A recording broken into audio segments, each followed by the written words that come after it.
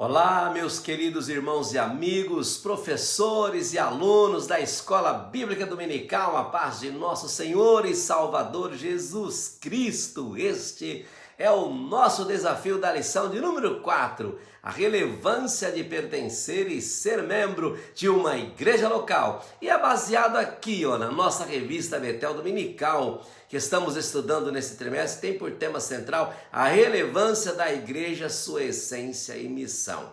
Mas antes de entrar aqui na nossa breve reflexão, eu quero dizer a você que eu estou chegando agora da linda e abençoada cidade de Minasul, onde estive participando da 21ª Conferência Missionária aqui da Conemá de Goiás. Olha que experiência, que coisa maravilhosa. Que momentos maravilhosos que eu tive a oportunidade de passar ali, e eu faço isso com muita alegria porque foi comprovado mais uma vez que todos que são apaixonados pela Escola Bíblica Dominical também são apaixonados pela obra missionária.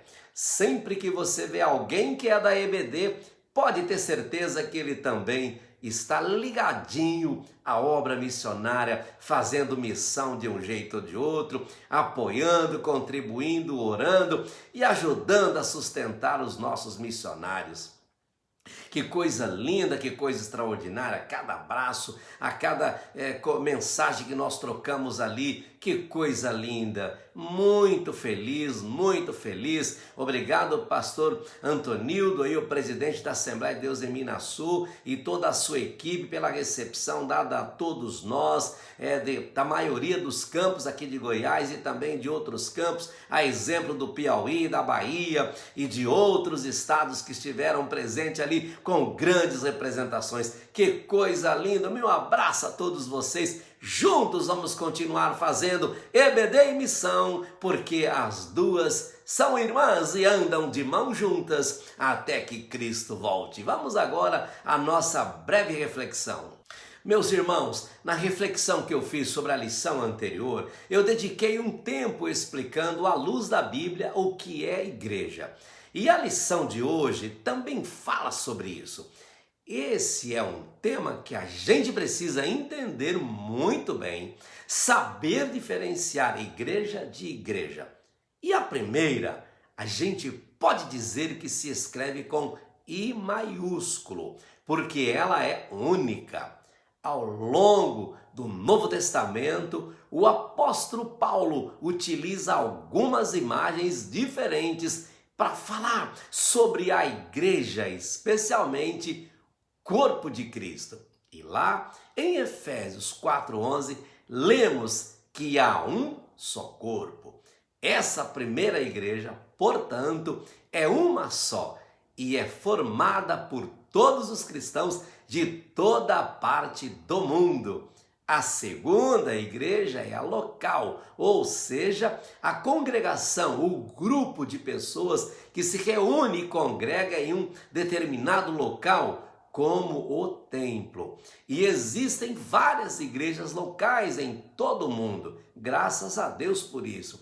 Por exemplo, lá no Rio de Janeiro, só no bairro de Madureira, onde o pastor Paulo Leivas Macalão construiu o majestoso templo matriz do Ministério de Madureira, além da nossa linda e abençoada Igreja Mãe, ainda existem outras 6 congregações ligadas à matriz. Isso sem contar as congregações dos outros campos e denominações. Tá, mas você pode me perguntar, por que eu preciso saber disso? Bem, se é tudo igreja, por que diferenciar uma da outra, não é? Você pode perguntar isso, então vamos lá. E eu respondo, pelo menos por 2 motivos. Primeiro, porque a igreja local é formada por humanos e com lideranças humanas. Logo, não existe nenhuma igreja local perfeita e nenhum líder perfeito. Todo cristão precisa saber muito bem isso para não ser enganado por seus próprios pensamentos, nem pelos falsos líderes que infelizmente se intitulam e se apoderam dessa posição. Em segundo lugar, porque é na igreja local e a partir dela que cumprimos a nossa missão enquanto servos do Deus vivo. Não tem como uma pessoa pertencer ao corpo de Cristo se não tiver comunhão com os outros cristãos. É na igreja local, a partir do convívio com os irmãos, que descobrimos a nossa vocação, descobrimos e desenvolvemos os dons espirituais que recebemos para a edificação uns dos outros, conforme o apóstolo Paulo bem disse em Efésios 4:11 a 13, na versão NVI, que diz: Ele designou alguns para apóstolos, outros para profetas, outros para evangelistas, outros para pastores e mestres, com o fim de preparar os santos para a obra do ministério, para que o corpo de Cristo seja edificado até que todos alcancemos a unidade da fé e do conhecimento do Filho de Deus e cheguemos à maturidade, atingindo a medida da plenitude de Cristo. Glórias a Deus! E agora vamos ao nosso desafio. Chegou o momento, anote aí a primeira pergunta. 1. De que maneira somos o corpo de Cristo? 2. Por que Jesus estabeleceu a igreja? 3. Um cristão desconectado da igreja pode ser comparado a quê?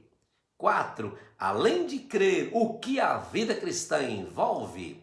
5. Como descobrimos os dons que nos foram outorgados por Deus? 6. Em essência, perseguir e profanar a igreja significa o quê? E 7. A passagem bíblica registrada na primeira carta aos Coríntios, capítulo 5, trata sobre o quê?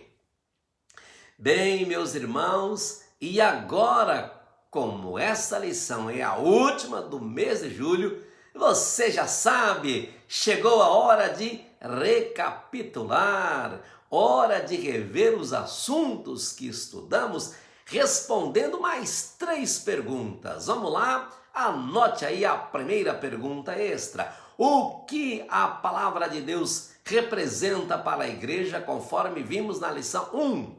2. O que Jesus ensinou sobre a adoração verdadeira, conforme vimos na lição 2?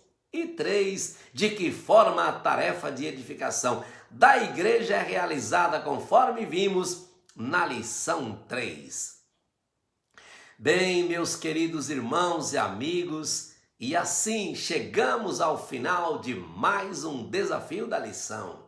Mas antes de me despedir de você, de encerrar aqui, eu quero lembrar de que você deve baixar os arquivos que vamos deixar aqui em PDF, que disponibilizamos aqui na descrição do vídeo, bem como no comentário fixado, com as perguntas e respostas do professor. E também peço que você compartilhe essa ferramenta com os demais alunos e com os outros professores da Escola Bíblica Dominical, ok? Olha, Deus te abençoe, que você tenha uma boa e excelente aula e até o nosso próximo desafio da lição.